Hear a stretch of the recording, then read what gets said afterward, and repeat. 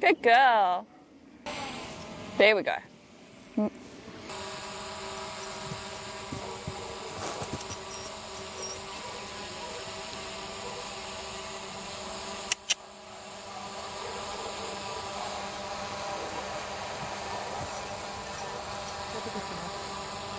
Good girl.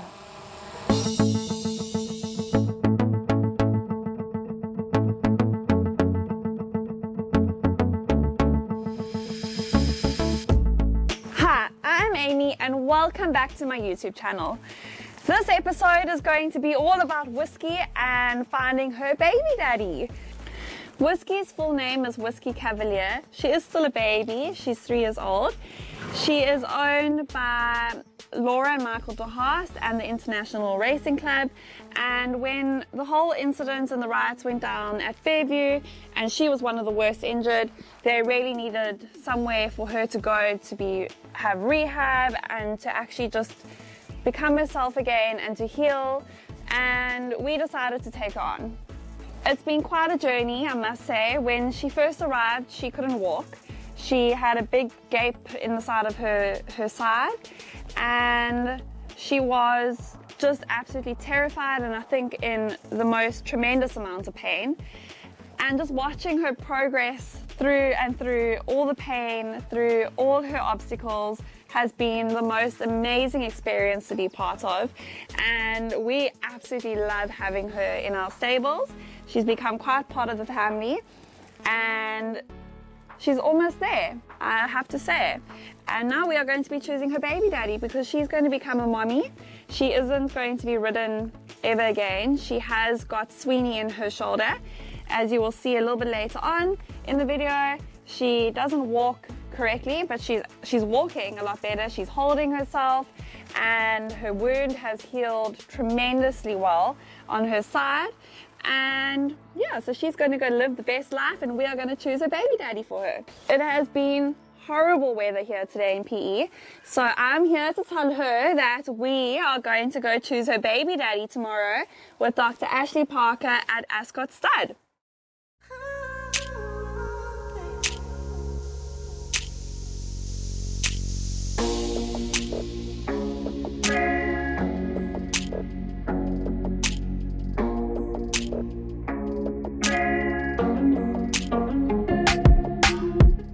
We are at Ascot Stud today, choosing Whiskey's baby daddy, and we have the very respected Dr. Ashley Parker and owner of the Ascot Stud here with us.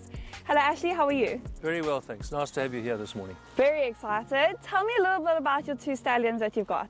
Yes, we've got 2 stallions, both imported, global views from America, but he actually was conceived in Ireland by the champion sire Galileo. Okay. And, but raced in America, and we bought him and he came out here 5 years ago. Okay. So he's got 3-year-olds racing, and then wow. obviously 2-year-olds, and then obviously yearlings, weanlings, and mares in foal.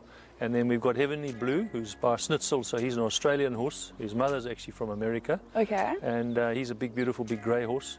And he's got yearlings now, and then obviously mares to foal this year, and then obviously this year he'll cover mares again. Okay, so he's quite a youngster. He's a bit younger than the other. Okay, and so is he from here or is he imported as well? He's from Australia. Okay. His Okay. His father's Australian, Schnitzel, and his mother was from America. Okay, and has he raced? He raced in South Africa. He won. Okay. Was with Mark de Kock, and he raced. He won the SA Classic Group 1, and he was a very Okay. good racehorse. Yes.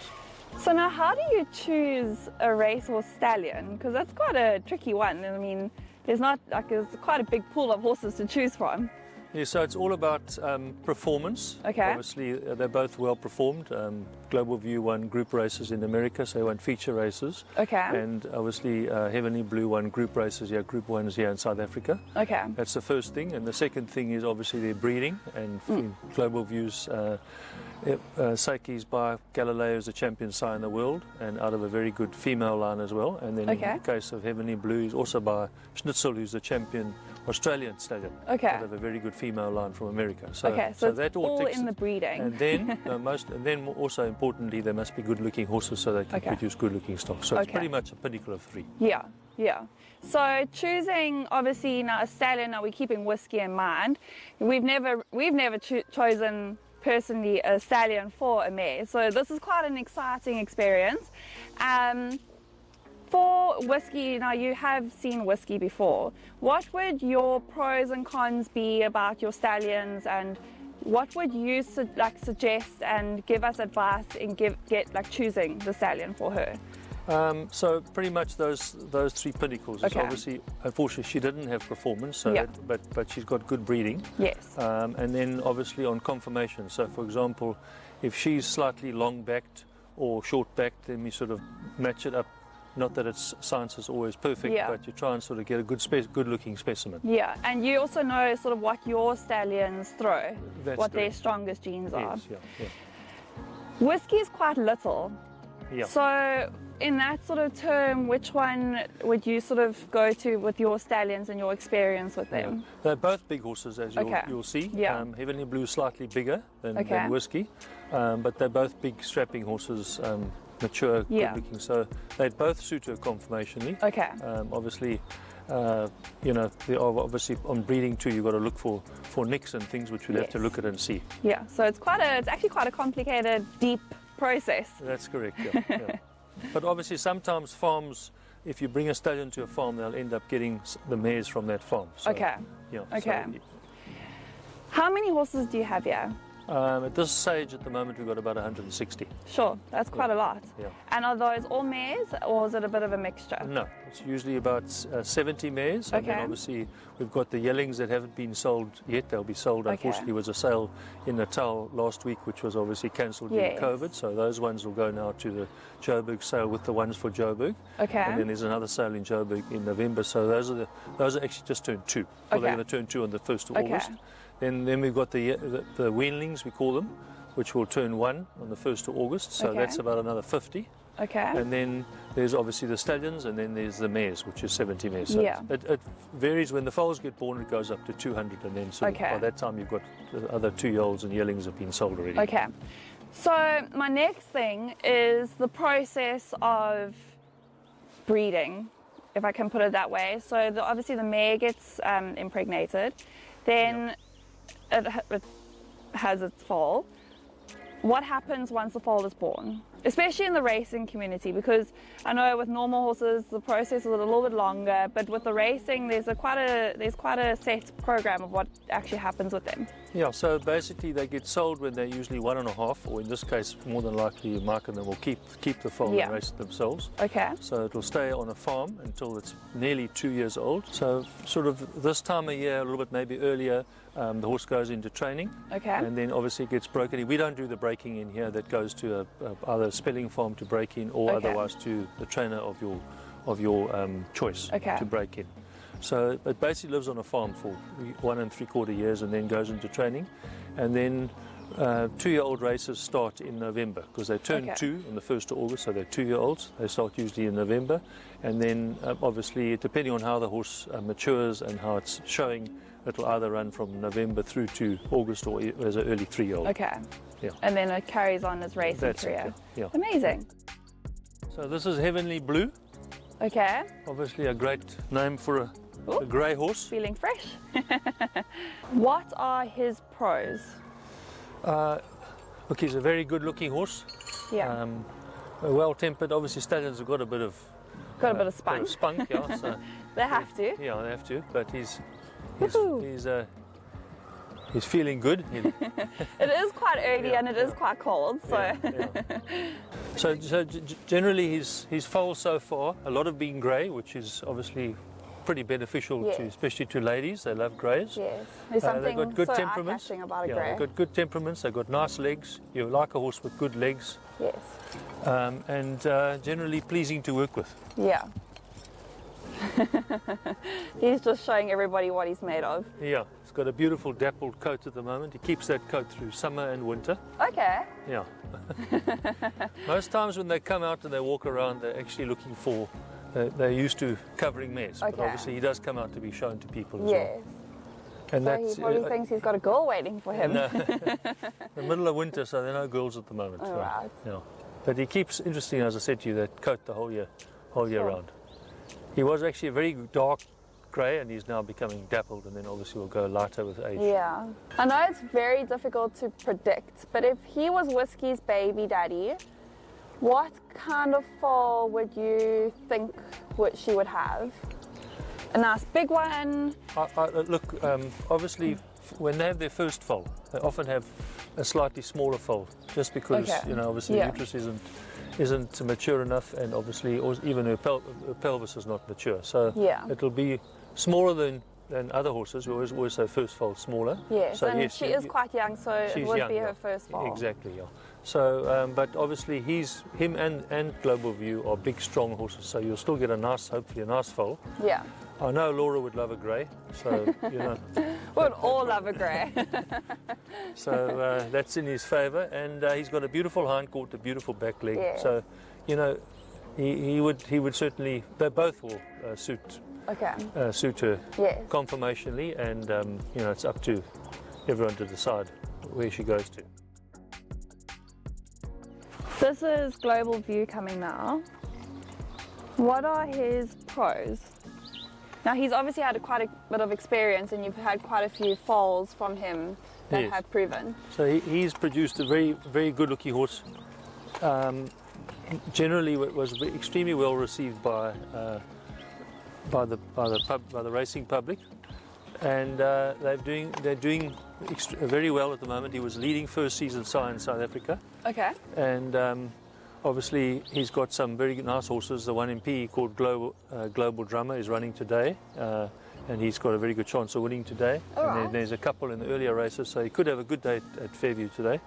They're sprinter milers at the moment. The one or two have been over distance, but you can see he's a very strong horse, powerful, big, strong forearm, big, beautiful hindquarter, and he produces that, and they're very nice, easy horses to work with as well. So you see those marks on his side. Yes. It's an interesting story, is that he arrived as a young stallion, and Bold Savannah was here, who had won the Durban July in 2010, and then went to Dubai and was favoured for the World Cup in Dubai, and then had unfortunately his last gallop before the World Cup, he had a fracture in his hock. Sure. So he was locked up for 6 months in Dubai, Bold Savannah, and he learnt, unfortunately, when you lock a horse up, that was part of the treatment, obviously, was cage rest. He learned to bite himself. Oh, shame. It's like crib biting and that. And he's bored. Yes, from boredom. Yeah. So he did it. Yeah, he wasn't bad.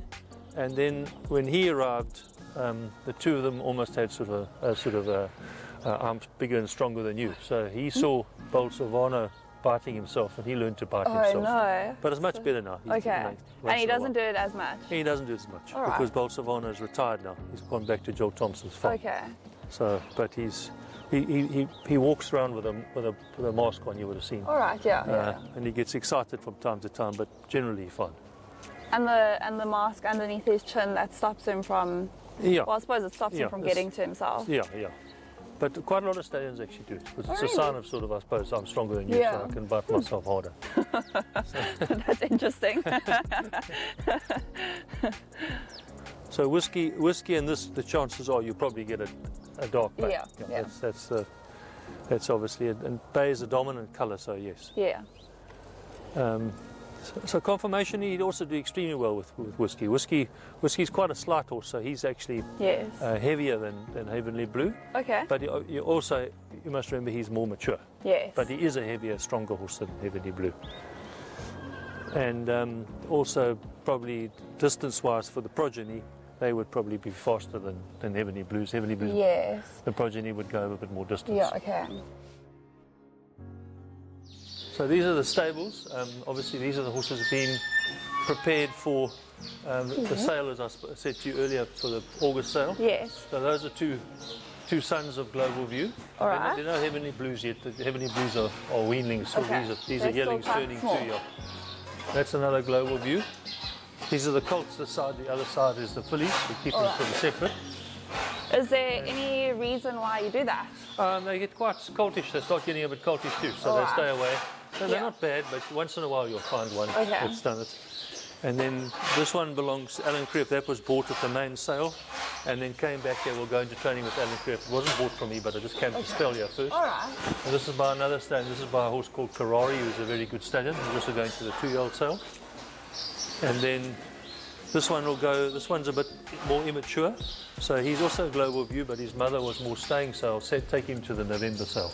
Right. So he's just coming to the stables from the paddock. So they live out in their big fields and then they come in a few months before That's correct, sales, and they get a little bit spruced up and get a bit of tender loving care. Tender loving care. You get used to being handled a lot more. All right. Yeah. But they are handleable all along. Today we're vaccinating the weanlings for horse sickness. So we work with them, but they don't get handled a lot. Yeah. You know, that's part of living out and enjoying themselves. So they're in the stables in the night and then they go out into big camp. That's it, yeah. All right. When they're getting prepared for the sale, then they obviously get taught to walk, and they also go out into smaller camps. Oh, okay. Individually. Yeah. But, so they have to learn. But these ones for they have November, to learn how to behave at the sales. Right. Yeah. We've got to teach them. It's a very practical stable block, nice wide corridor, and stables are actually like, there's lots of space for them to see each other through the bars. Nice big stables as well. Yeah. And then your mares, when they enfoal, do they all live out and they have their foals? My horses live out whole time. So what happens is they're living out now, and then closer to the time we'll bring them down closer to the house. They're sort of as the foals get older, they get further away from the farm, and then as the mares get close to foaling, they get closer to it. And then they come in front of my house into a paddock, and then I've got a watchman, and then when they're having their foal, then they call me. All right. Yeah. Sure. So you beautiful setup. He's like, what is that? Got to get used to the cameras, boy. He's actually an interesting horse. His mother died when she broke her leg when he was very small. So then we got a WhatsApp group that if someone else has lost a foal, then we try and get a foster mother for him. Oh, shame. So he had a foster mother. Oh, wow. That looked after him. And he's a very nice horse. That's amazing. Yeah.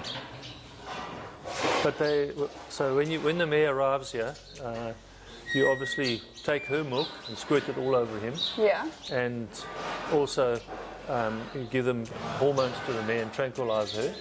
You give her prostaglandins, and then most times they take the foal. Oh, wow. Yeah. So you sort of confuse her a bit, and then she accepts it. Yeah. Because obviously it's a different smell to her. So it's not a mare that has lost a foal. Yeah, she might have. Her foal might have died or been sick or whatever like that. So so she hasn't got a foal, but she's got milk, and he's got. He's got no mother, and he needs it. So it's a match made in heaven.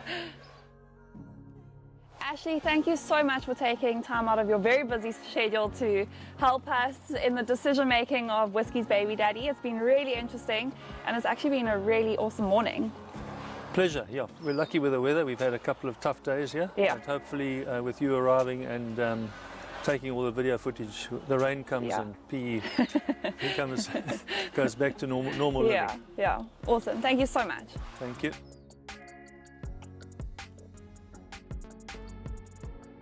Hello, Whiskey. Hello, my girl. We have just got back from looking at your two baby daddy choices, and I must say you are one very lucky girl. You are going to make the most gorgeous babies with whichever one we choose for you. We can't wait. We will be doing a poll vote of who you think is going to be Whiskey's baby daddy.